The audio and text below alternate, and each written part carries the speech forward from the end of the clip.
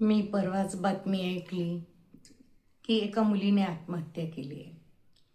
पण मला हेच कळत नाही की हल्ली आत्महत्येची काय एवढी क्रेज आहे की आत्महत्या करून समोरच्याला काहीतरी खूप त्रास द्यायचा. हे जरी खरं असलं तरी स्वतःबद्दल विचार करा, स्वतःच्या परिवाराबद्दल.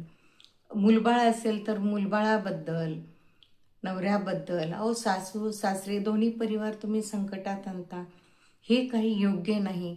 मला वाटतं की लग्नानंतर सासरी गेल्यानंतर सगळ्यांसाठीच सगळेच जण नवीन असतात. प्रत्येकालाच आपला रोल निभवताना नवीन पात्रात गेल्यानंतर थोडंसं ॲडजस्ट करायला त्रास होणारच. जसं मुलगी ही माहेरी मुलगी असते, तिथं गेल्यानंतर सून या पात्रात येते. मग तिलाही समोरच्या नवीन माणसाची ॲडजस्ट करायला त्रास होतोच. थोडा त्रास होतो, एवढी सहनशीलता ठेवावी.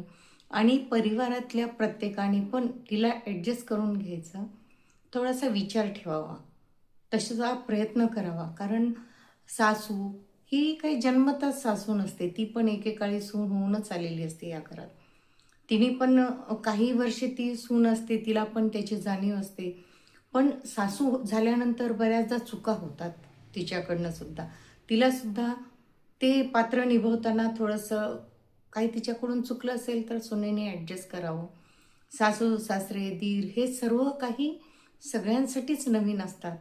पण एकमेकांना थोडं समजून घेतलं आणि एकमेकांच्या चुका जर तुम्ही ॲडजस्ट केल्या तर मला वाटतं कोणालाही टेन्शन येणार नाही आणि त्रास होणार नाही. लग्नानंतर नवीन घरी गेल्यानंतर आनंदाचं वातावरण ठेवण्याचा प्रयत्न करावा. आणि मला असं वाटतं की जर तुमचं सासू सासरे दीर यांच्यासोबत जमत नसेल तर तुम्ही परिवारापासून वेगळे राहा. कारण हल्लीच्या मुली परावलंबी नाहीत, मुलगा पण परावलंबी नाही, दोघंही कमवतात. त्यांनी आपलं सेपरेट दुसरीकडं राहायला जावं आणि परिवाराशी पण चांगले संबंध ठेवावे, तेच जात राहावं आणि स्वतः वेगळं राहून स्वतःचा संसार पार पाडावा. कुणालाही यात दोष देऊ नये. कारण खरं तर कुणी दोषी नसतं, पण गैरसमजातून हे सगळं झालेलं असतं. त्याही पुढे जाऊन जर मुलींनं तुमचं तुमच्या नवऱ्याशीच पटत नसेल, जमत नसेल, विचार जुळत नसतील, तर मला असं वाटतं की तुम्ही त्याच्यापासून पण वेगळे व्हा. कारण वेगळं राहून तुम्हाला कुठली अडचण येणार आहे? कारण तुम्ही कमवता. तुम्हाला तुमचे माहेरचे सुद्धा सपोर्ट करतातच नाही म्हणलं तरी. तर पण वेगळं होताना मात्र एकच काम करा की सासरच्यांचा छळ करून वेगळं नका हो. ते सुद्धा व्यवस्थित कायद्याकानूननी वेगळं व्हा. पण इतका त्रास नका देऊ की तो समोरचा आत्महत्या करेल. त्याला कायदे कानून सगळेच त्याच्यावर आरोप लावून विनाकारण खोट्या आरोपाखाली त्याला दाबू नका.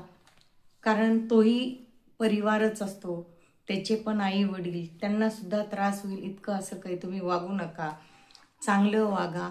आणि समजा तुमच्याकडे मूलबाळ असेल, झालेलं मूल, तर त्याचा सुद्धा विचार करून निर्णय घ्या. विनाकारण हल्लीच्या मुली मी बघते प्रत्येक वेळेस त्यांच्या बाजूनी कायदा आहे म्हणून सतत सासरच्यांना धमकी खाली ठेवतात. माझ्या मनासारखं करा, नाहीतर मी मरणार, मी आत्महत्या करणार, मी निघून जाणार. असं नका. शिकलेले आहेत तुम्ही. अहो, आमच्या काळी अडाणी असताना सुद्धा, आम्हाला कुठलाही पर्याय नसताना, स्वावलंबी नसताना सुद्धा आम्ही सहन केलं. तुम्ही नका करू इतकं सहन, कारण तुम्हाला पर्याय आहे. पण हा चुकीचा पर्याय. आत्महत्या नका करू. स्वतःचा विश्वासघात नका करू. कारण तुम्हाला इतकं छान आयुष्य दिलेलं आहे देवानं, वातावरण चांगलं दिलेलं आहे, सगळीकडून कुठल्याही गोष्टीचं कमी नाही. तुमचं सासरसुद्धा हौशी आहे, माहेरसुद्धा हौशी आहे. फक्त विचाराची जुळवाजुळव होत नाही. एकमेकांचे विचार पटत नाही आहेत, अपेक्षा पूर्ण होत नाही. म्हणून तुम्ही हा मार्ग निवडावा, हे मात्र एकदम चुकीचं आहे. पण हल्ली तर मी बघते की पूर्वी इतका नाही, अजिबातच नाही. सासूरवासच राहिलं नाही. काही ठिकाणी मला सुनवास दिसतो. सुना त्रास देताना दिसतात, मानसिक त्रास आहे, पण सासुरवास नाही आहे. सासवा सुनांना मुलीसारखंच वागवतात. मुलीसारखं वागवतात नाही, त्याही पुढे जाऊन मी हे म्हणेन की सुनांना घाबरतात. कारण त्या कधी कुठं नेऊन अडकवतील आणि कुठला आपल्याला कायद्याखाली कोर्टात खेचतील हे सांगता येत नाही. म्हणून तर तसे कुठलेही मार्ग न निवडता आणि कृपया आत्महत्या करू नका. हे पाप आहे शेवटी. तुम्हाला ते चुकीच्या मार्गाने गेल्यास देवसुद्धा माफ करणार नाही.